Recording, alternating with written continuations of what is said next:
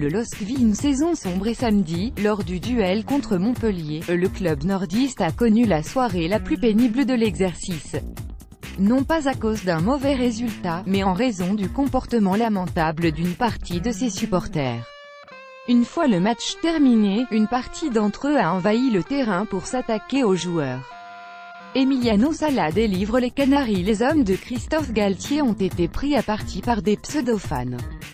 Descendus à grande vitesse d'une des tribunes situées derrière les buts, franchissant notamment les barrières et les balustrades sans difficulté, ils sont allés mettre des coups à certains dogs qui avaient tardé à regagner le vestiaire. Parmi les joueurs attaqués, il y avait notamment Nicolas Pepe. Une scène à la fois inattendue, grotesque et inquiétante. Tout ce désastre s'est déroulé sous les yeux médusés de Gérard Lopez, le propriétaire du LOSC, et de Marc Ingla, son directeur sportif. Les deux dirigeants sont restés sans réaction devant ce mouvement de foule avant de regagner la tribune présidentielle la tête basse.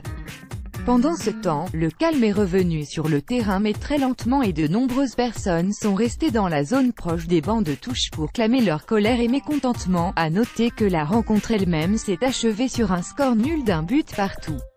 Un résultat qui maintient l'équipe nordiste à une piteuse 19e place au classement général. Nicolas Pepe avait pourtant ouvert la marque pour les locaux, 41e, avant que Jérôme Roussillon égalise pour les visiteurs à la 64e minute. C'est une contre-performance de plus pour plus LOSC, mais il s'agit probablement du dernier de ses soucis ce soir. La crise de nerfs qui a suivi la fin de la partie risque de coûter très cher à ce club.